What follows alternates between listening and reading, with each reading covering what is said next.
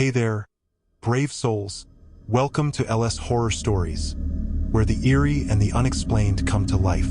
If you dare, hit that subscribe button and prepare for a journey into the unknown. Tonight, we're diving deep into chilling tales that will haunt your thoughts long after the lights go out.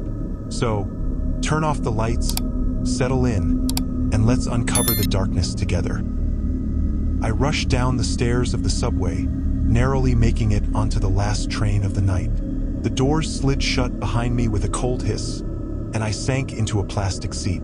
The car was nearly empty except for a couple of sleeping passengers and a man in a trench coat sitting at the far end, his face hidden beneath the brim of his hat. It was late, almost midnight.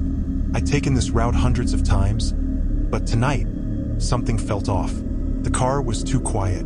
The lights overhead flickered every few seconds, casting strange shadows along the walls. I checked my phone, no signal. Typical.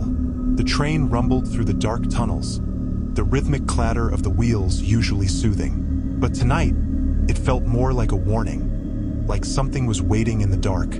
I was zoning out, staring at the window, when I realized something odd. The reflection in the glass was wrong. It showed the people in the car, but there were more of them. My pulse quickened.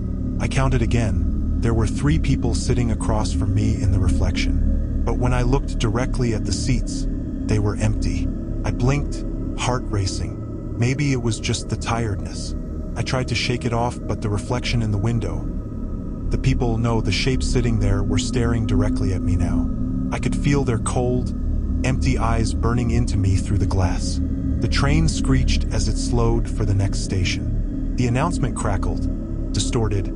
Next stop, Southbridge. Southbridge. There was no Southbridge stop on this line. I had memorized every station, and I was sure of it. The train doors opened, and a rush of cold air swept through. No one got off. No one got on. But something was wrong with the platform. It was covered in graffiti, old and decayed, with tiles crumbling off the walls. It looked abandoned. My stomach dropped. This wasn't a normal stop. The air had a stale, metallic tang to it, like a place long forgotten. The man in the trench coat stood up suddenly. He shuffled toward the door. I wanted to say something, to warn him, but my throat tightened. As he crossed the threshold, he vanished. He didn't step off the train. He just disappeared, like he was swallowed by the air. I bolted up, moving to the doors, but they slid shut, trapping me inside. The train jolted forward, lurching deeper into the tunnel. My heart hammered as I stared at the place where the man had disappeared. I glanced back at the window. This time, the figures were clearer. 3 people, their faces smeared, as though the glass was distorting them. They were closer now. I could see their mouths moving, silent, as if trying to speak. I shifted in my seat, trying to get away from the window, but they followed me in the reflection, leaning in, mouths widening. The lights flickered again, plunging the car into darkness for a moment too long. When they came back on, I wasn't alone anymore. I felt something cold brush against my arm. Slowly, I turned my head. One of the figures from the window was now sitting beside me, its head tilted toward me, its face a blur of shadows and half-formed features. It whispered something in a voice that made my skin crawl. The lights flickered again. The second figure was in front of me, crouched on the floor, eyes empty, staring up through me. Their mouths were moving faster now, like they were screaming in silence. The third stood in the aisle, looming over me. My heart pounded so loudly I thought it might burst. Suddenly, the train screeched to a halt. The announcement crackled through again, garbled but clearer this time. End of the line. The doors slid open, and the figures dissolved into the shadows.